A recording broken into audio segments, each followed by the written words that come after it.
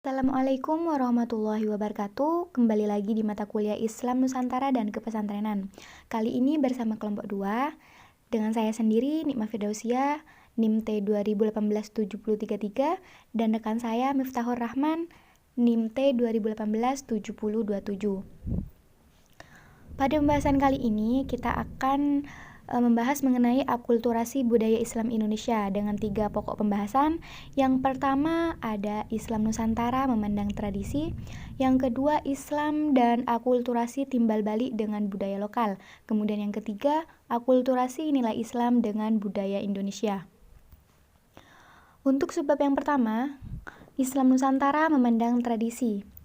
Sebelum kita masuk pada tradisi itu sendiri, kita ingat-ingat kembali terkait pengertian dari kebudayaan. Di sini sudah saya simpulkan sedikit terkait dengan pengertian dari kebudayaan. Kebudayaan merupakan semua hasil karya, rasa, cipta masyarakat. Kemudian karya masyarakat tersebut menghasilkan teknologi dan kebudayaan kebendaan yang diperlukan manusia untuk menguasai alam sekitarnya. Maksudnya di sini karya manusia yang menghasilkan teknologi ini di sini lebih ke bagaimana perkembangan pemikiran manusia atau masyarakat yang menghasilkan teknologi seperti yang kita rasakan pada saat ini. Kemudian kebudayaan kebendaan artinya semisal seperti menghasilkan suatu benda, suatu produk seperti itu untuk menguasai alam sekitarnya.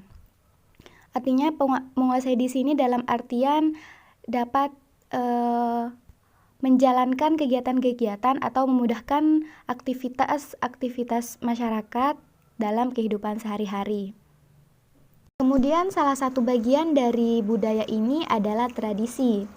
Nah, dalam Kamus Besar Bahasa Indonesia, tradisi ini dapat diartikan sebagai adat kebiasaan turun-temurun dari nenek moyang yang masih dijalankan dalam masyarakat, atau juga dianggap sebagai penilaian bahwa cara-cara yang telah ada sejak zaman dahulu itu merupakan yang paling benar dan baik. Kemudian pada saat pelaksanaan tradisi ini tentu akan menimbulkan interaksi manusia dalam suatu kelompok tersebut sehingga menghasilkan atau menciptakan norma-norma pada lingkungan tersebut. Kemudian norma-norma ini dilakukan secara berulang-ulang dan kemudian cenderung diwariskan kepada generasi selanjutnya untuk kemudian menjadi sebuah tradisi yang melekat erat dalam kehidupan mereka. Namun juga perlu ditegaskan kembali bahwa agama bukanlah kebudayaan maupun tradisi, karena agama itu diciptakan Tuhan, bukan hasil olah pikir dan karya manusia. Tetapi kelompok-kelompok orang beragama ini membentuk kebudayaan dan juga tradisi mereka masing-masing sebab mereka mempunyai budidaya dan kebiasaan-kebiasaan yang dilakukan secara terus-menerus dalam kehidupannya. Oleh sebab itu, menurut Sirajuddin Abbas, pada hakikatnya tidak ada kebudayaan Islam atau tradisi Islam. Namun, yang ada adalah kebudayaan dan tradisi orang Islam. Jadi perlu digarisbawahi ya, bahwa tidak ada kebudayaan Islam atau tradisi Islam, adanya kebudayaan dan tradisi orang Islam. Karena Islam itu bukan kebudayaan dan tradisi, melainkan adalah suatu agama yang diciptakan oleh Tuhan Yang Maha Esa. Kemudian yang diwariskan secara turun-temurun oleh orang Islam sebagai kelompok masyarakat dan berlanjut serta dilestarikan hingga saat ini.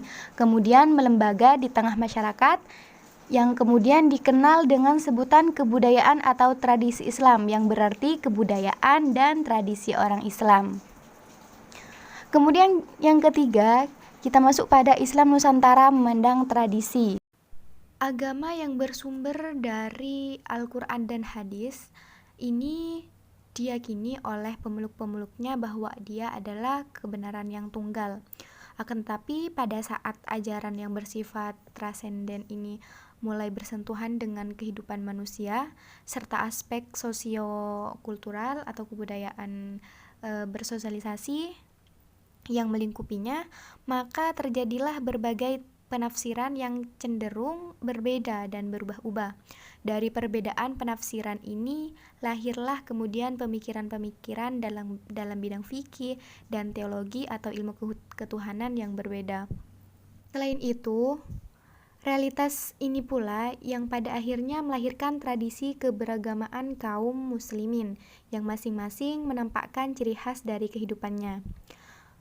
Ajaran Islam tidak mengharamkan orang-orang Islam untuk berbudaya dan beradat istiadat sesuai dengan kebudayaannya, karena budaya merupakan bagian dari kehidupan manusia yang tidak dapat dipisahkan selama ia hidup di dunia ini. Selama tradisi dan budaya itu tidak bertentangan dengan syariat Islam yang telah ditetapkan, maka menurut Islam itu sendiri sah-sah saja untuk tetap melaksanakannya atau melestarikannya. Islam sangat memperhatikan tradisi dan konvensi masyarakat untuk dijadikan sumber bagi jurisprudensi hukum Islam dengan penyempurnaan dan batasan-batasan tertentu. Prinsip demikian terus dijalankan oleh Nabi Muhammad SAW. Kebijakan-kebijakan beliau yang berkaitan dengan hukum yang tertuang dalam sunnahnya banyak mencerminkan kearifan beliau terhadap tradisi-tradisi para sahabat atau masyarakat. Jadi dapat disimpulkan atau dapat digarisbawahi bahwa Islam Nusantara memandang tradisi ini dengan tidak melarang atau tidak mengharamkan orang-orang Islam untuk tetap berbudaya atau bertradisi dengan dan sesuai dengan kebudayaannya. Dari situ nilai-nilai Islam dapat diakulturasikan dengan tradisi atau kebudayaan itu sendiri. Sehingga dalam proses pelaksanaan tradisi atau kebudayaan yang sudah ada sejak nenek moyang masih memiliki nilai-nilai keislaman. Dengan syarat bahwa tradisi dan kebudayaan ini harus sesuai dengan ketentuan-ketentuan yang telah ditetapkan dalam Islam itu sendiri. Selanjutnya akan disampaikan oleh rekan saya Miftahur Rahman pada poin subbab kedua. Assalamualaikum warahmatullahi wabarakatuh. Di sini saya sebagai pemateri kedua akan menjelaskan tentang Islam dan akulturasi timbal balik dengan budaya lokal. Kehadiran Islam di Indonesia yang dibawa oleh para mubaligh yang memiliki fungsi ganda. Karena di samping membawa misi Islam, mereka juga menjadi saudagar Islam dengan menggunakan metode dakwah secara persuasif dan adaptif, atau dalam bahasa kita yaitu dengan secara damai dan toleran, yaitu dengan menyesuaikan tradisi atau budaya di Indonesia. Sehingga dengan proses tersebut terjadilah asimilasi dan akulturasi timbal balik antara keduanya. Penyebaran Islam secara damai dengan tradisi dan budaya masyarakat setempat memberi pengaruh terhadap percepatan proses Islamisasi di Indonesia. Pendekatan secara damai dan toleran dalam pengembangan Islam di wilayah Nusantara ini adalah sebuah keharusan yang tidak harus dilakukan oleh para mubaligh Islam. Hal itu disebabkan karena kebudayaan Islam dalam perspektif historis telah bersentuhan dengan beberapa lapisan kebudayaan dan kepercayaan yang berbeda-beda. Contohnya seperti kebudayaan asli, yaitu animisme dan dinamisme. Kebudayaan India, yaitu Hindu dan Buddha, dan lain-lain. Yang mana tiap lapisan kebudayaan tersebut masing-masing mewujudkan bermacam-macam corak dan variannya pada setiap daerah di mana lapisan kebudayaan itu berkembang. Seperti itu.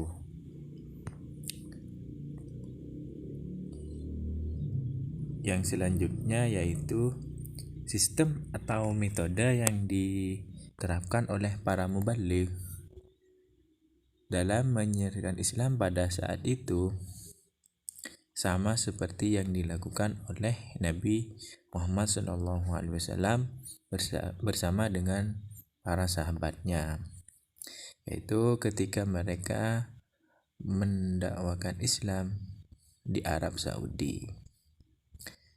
Arabisme dan Islamisme bergaul sedemikian rupa di kawasan Timur Tengah sehingga orang sulit membedakan mana nilai Islam dan mana simbol budaya Arab. Itu sistem dan metode para mubaligh.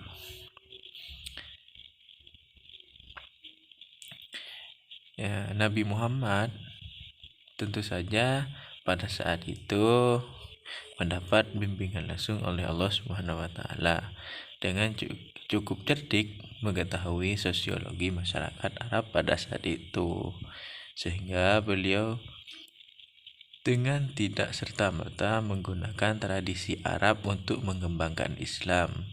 Sebagai salah satu contoh, yaitu ketika Nabi hijrah ke Madinah.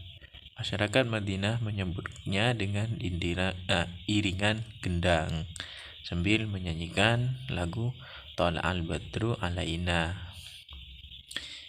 Itu menunjukkan bahwa Islam tidak memindahkan simbol budaya yang ada di Timur Tengah sebagai tempat lahirnya agama Islam seperti itu. Jadi menyesuaikanlah. Untuk itulah Kertowijoyo itu menjelaskan bahwa budaya Islam itu memiliki dua karakter. Yang pertama yaitu otentik, yang kedua yaitu terbuka. Otentik artinya menjelaskan bahwa budaya Islam dalam keadaan bagaimanapun dan kapanpun itu akan selalu berfungsi untuk menampilkan nilai-nilai ketauhidan seperti itu. Sedangkan terbuka yaitu karakter yang menjelaskan bahwa Islam tetap mengadopsi budaya setempat selama tidak bertentangan dengan nas Al-Quran dan hadis seperti itu. Di Islam dan akulturasi timbal balik dengan budaya lokal adalah sebuah keniscayaan sebagai konsekuensi logis dari sifatnya yang universal dan memang telah terjadi dalam gelenggang sejarah perjalanan Islam sejak awal sampai hari ini. Namun masih tetap menyisakan ruang-ruang yang perlu mendapat catatan kritis seperti berikut. Mohon maaf tadi slide-nya gak kepencet, agak lambat. Yang pertama yaitu kedudukan Islam dan budaya lokal dalam proses akulturasinya tidak dapat dipahami sebagai dua entitas yang berkedudukan setara dan berbanding lurus. Mengapa? Islam dalam hal ini tetaplah harus dipandang sebagai satu hal yang berkedudukan tinggi dibandingkan dengan budaya lokal.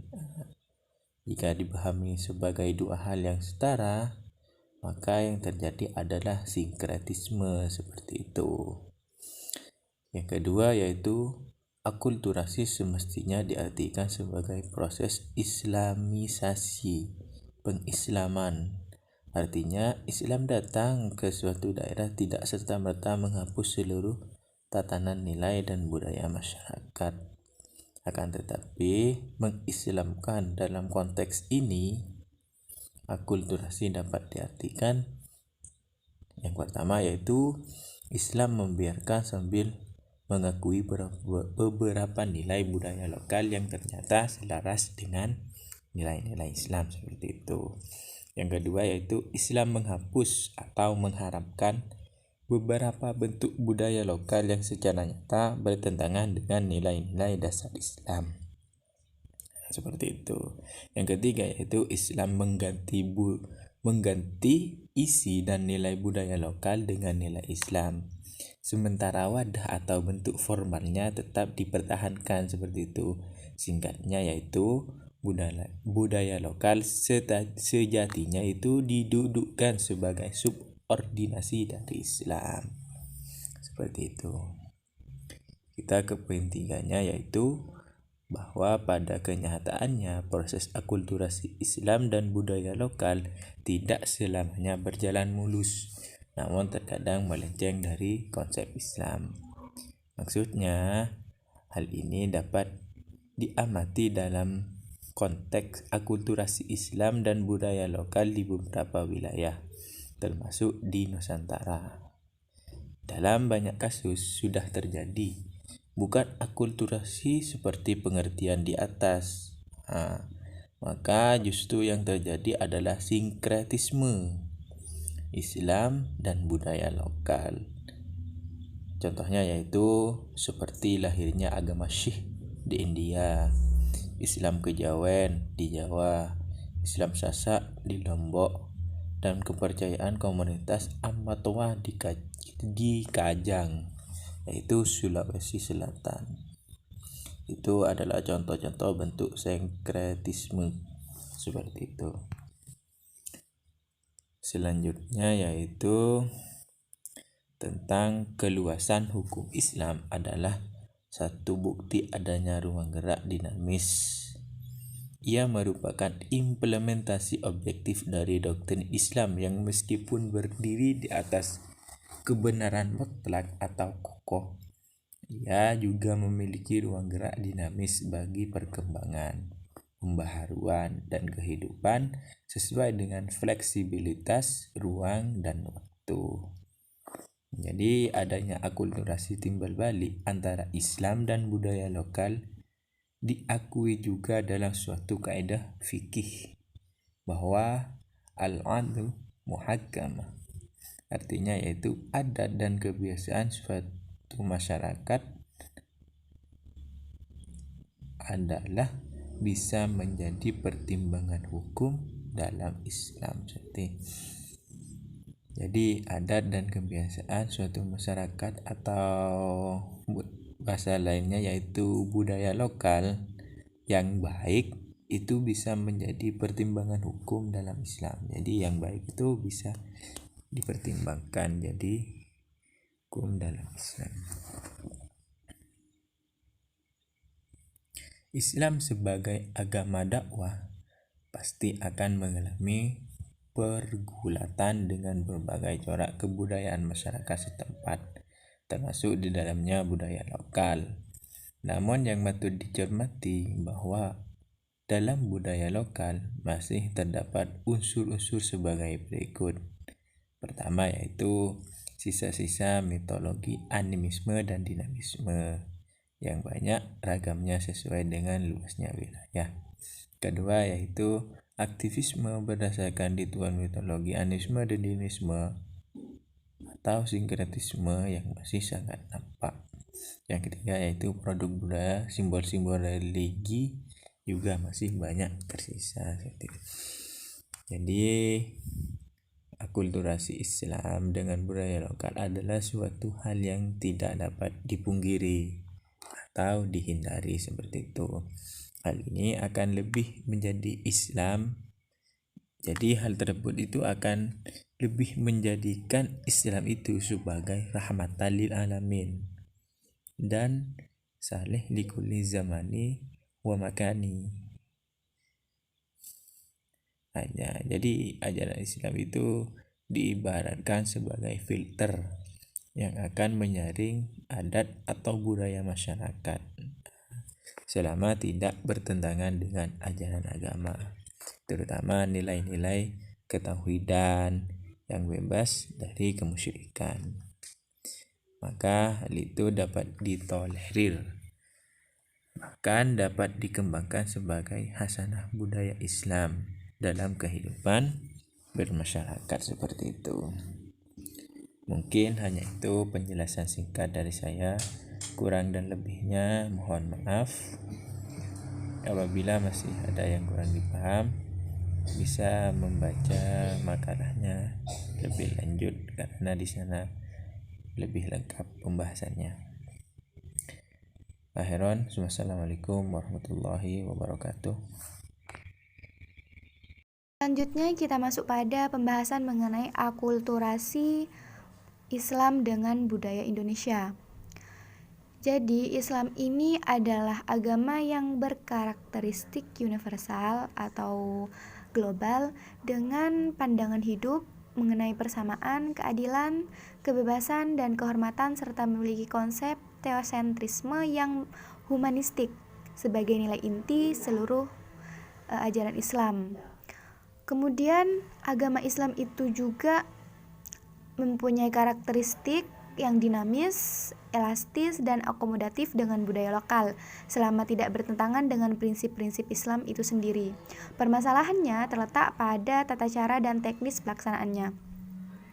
Jadi, agama Islam ini tidak melarang atau mengharamkan kebudayaan-kebudayaan yang masih bersesuaian dengan ketentuan-ketentuan syariat Islam. Pada pelaksanaannya tersebut, ketika masih bersesuaian, maka Islam itu tidak serta-merta menolak. Sehingga upaya rekonsiliasi memang wajar antara agama dan budaya khususnya di Indonesia dan telah dilakukan sejak lama, serta bisa dilacak bukti-buktinya. Misalkan Masjid Demak. Nah, Masjid Demak ini adalah contoh konkret dari upaya rekonsiliasi atau akomodasi tadi. Ranggon atau atapnya yang berlapis pada masa tersebut diambil dari konsep Meru dari masa pra-Islam, yakni Hindu-Buddha yang terdiri dari 9 susun. Namun pada masanya Sunan Kalijaga memotongnya menjadi 3 susun saja. Hal itu melambangkan 3 tahap keberagamaan seorang Islam atau seorang Muslim, yakni iman, Islam, dan ihsan. Kemudian dapat juga dilihat hal berbeda dari Kristen yang membuat gereja dengan arsitektur asing atau arsitektur barat. Kasus ini memperlihatkan bahwa Islam lebih toleran terhadap budaya lokal. Buddha masuk ke Indonesia dengan membawa stupa, kemudian juga Hindu seperti itu. Islam sementara itu tidak memindahkan simbol-simbol budaya Islam Timur Tengah ke Indonesia. Hanya akhir-akhir ini saja bentuk kubah disesuaikan. Dengan fakta ini terbukti bahwa Islam tidak anti budaya. Kulturasi Islam dan budaya di Indonesia juga terjadi pada tatanan bahasa, seperti kosakata bahasa Jawa maupun Melayu banyak mengadopsi konsep-konsep Islam. Taruhlah dengan mengabaikan istilah-istilah kata benda yang banyak sekali dipinjam dari bahasa Arab, bahasa Jawa dan Melayu juga menyerap kata-kata atau istilah yang berkenaan dengan ilmu pengetahuan, seperti wahyu, ilham, dan wali misalnya. Jadi istilah-istilah itu adalah pinjaman yang mencakup konsep-konsep baru yang sebelumnya tidak pernah dikenal dalam khazanah budaya. Sekian presentasi dari kelompok 2, kurang lebihnya mohon maaf. Wabillahi taufik walhidayah. Wassalamualaikum warahmatullahi wabarakatuh.